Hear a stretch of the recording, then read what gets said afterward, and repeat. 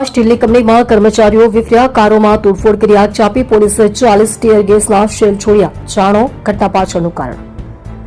સુરતના અજીરા સ્થિત Arcelor Mittal નિપ્પોલ steel કંપનીના પ્લાન્ટમાં આજે વહેલી સવારથી જ ભારેલા અગ્નિ જેવી સ્થિતિ સર્જાઈ હતી.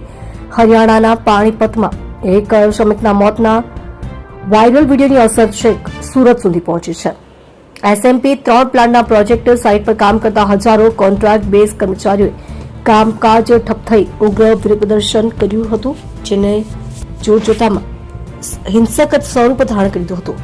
ઘટનાનું મુખ્ય કારણ અને આક્રોશ સોશિયલ મીડિયા પર પાણીપતની એક ઘટનાનો વિડીયો વાયરલ થયા બાદ હજીરાના શ્રમિકોમાં રોષ વ્યાપ્યો હતો. આ આક્રોશમાં વર્ષોથી પડતર પડેલ પ્રશ્નો અને પગાર વધારાની માંગણીઓ ભળતા સ્થિતિ વધુ વણસી હતી. મોટી સંખ્યામાં એકઠા થયેલા શ્રમિકોએ કંપની વિરુદ્ધ સૂત્રોચ્ચાર કર્યા હતા અને માંગણીઓ સંતોષવામાં ન આવે ત્યાં સુધી કામ ન કરવાની ચીમકી ઉચ્ચારી હતી. હિંસક વળાંક, તોડફોડ અને આગજની વિરોધ પ્રદર્શન દરમિયાન મામલો ગરમાયો હતો અને ઉશ્કેરાયેલા શ્રમિકોએ કંપનીના પરિસરમાં રહેલ ખાનગી કારોમાં તોડફોડ શરૂ કરી હતી. સ્થિતિ ત્યારે વધુ ગંભીર બની જ્યારે પ્રદર્શનકારીઓએ ફાયર ફાઈટરની ગાડીને નિશાન બનાવી તેમાં આગ ચાંપી દીધી હતી. ફાયર વિભાગના અધિકારીઓએ પુષ્ટિ કરી છે કે શ્રમિકોના ટોળાએ સરકારી મિલકતને નુકસાન પહોંચાડ્યું છે. પ્લાન્ટમાં ચારે તરફ અફરાતફરીનો માહોલ સર્જાયો હતો અને અધિકારીઓમાં ફફડાટ વ્યાપી ગયો હતો.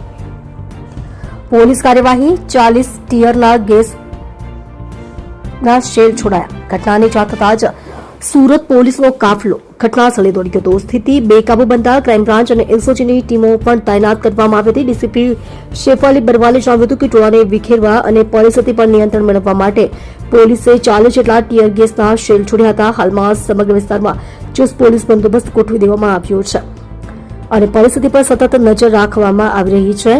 કંપની અને L&Tનું નિવેદન. શ્રમિકોના આકસ્મિક આક્રોશને શાંત પાડવા માટે કંપનીના ઉચ્ચ અધિકારીઓએ સમજાવટના પ્રયાસ હાથ ધર્યા હતા.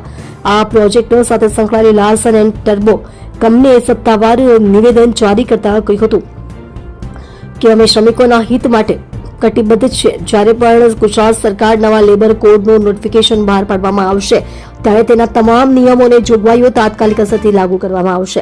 હાલમાં હજીરા પ્લાન્ટમાં તણાવપૂર્ણ શાંતિ છે. શ્રમિકો હજુ પણ પોતાની માંગણીઓ પર અડગ છે, જ્યારે પોલીસ હિંસા કરનારા તત્વોની ઓળખ કરી કાયદેસરની કાર્યવાહી કરવાની તૈયારી કરી રહી છે.